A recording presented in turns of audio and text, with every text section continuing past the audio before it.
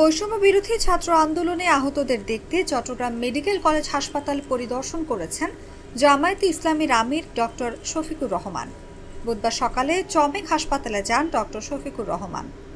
এদিন সকাল 9:15টার দিকে চমেক হাসপাতালে পৌঁছান জামায়াতের আমির ডক্টর শফিকুর রহমান। এ সময় তাকে ফুল দিয়ে বরণ করে নেন হাসপাতালের পরিচালক ব্রিগেডিয়ার জেনারেল তসলিম উদ্দিন। পরে তিনি হাসপাতালের বিভিন্ন ওয়ার্ডে গিয়ে আন্দোলনে আহতদের সঙ্গে কথা বলেন, তাদের চিকিৎসার ব্যাপারে চিকিৎসকদের সঙ্গে কথা বলেন। চিকিৎসকদের উদ্দেশ্যে জামায়াত আমির বলেন, আমরা সঙ্গত কারণে সবার কাছে যেতে পারিনি। যাদের দেখেছি তাদের মুখে সন্তুষ্টির হাসি দেখেছি। তারা বলেছেন এখানকার চিকিৎসা নিয়ে তারা পুরোপুরি সন্তুষ্ট। তাদের সন্তুষ্টি আল্লাহ তাআলা কবুল করুন।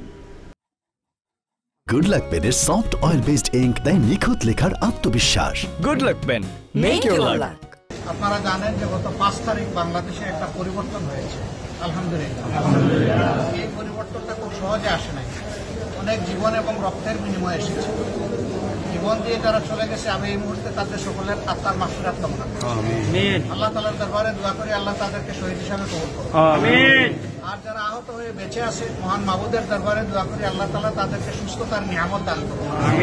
আমরা সারা দেশের মতো এখানেও যারা আহত হয়ে চিকিৎসাধীন আছেন চট্টগ্রাম মেডিকেল কলেজ হাসপাতালে, তাদেরকে দেখতে এসেছিলাম।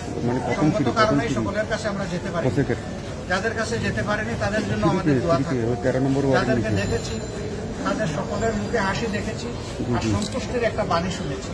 তারা বলেছেন যে এখানকার চিকিৎসার উপরে তারা পুরোপুরি সন্তুষ্ট। তাদের এই সন্তুষ্টি আল্লাহ কবুল করুন। এবং এখানে চিকিৎসা সেবায় যারা নিয়োজিত আছেন, আল্লাহ তাআলা তাদেরকে তাইয়্যিব হায়াত দান করুন, তাদের যোগ্যতা বাড়িয়ে দিন এবং জাতির জন্য তারা আরো বেশি যাতে ভালো ভবিষ্যতে করতে পারে সেই তৌফিক দান করুন। আমরা দোয়া করি যে এত ত্যাগ এবং প্রতীক্ষার বিনিময়ে আমাদের যে পরিবর্তনটা এসেছে, এটা যেন জনগণের কল্যাণে কাজে লাগে। একটা সরকার বিদায় নিল মানুষকে জ্বালাতন করে, আরেকটা সরকার যেন না আসে মানুষকে জ্বালাবার জন্য। আমরা চাই যে এই ধরনের সরকারের পুনরাবৃত্তি আর না হোক।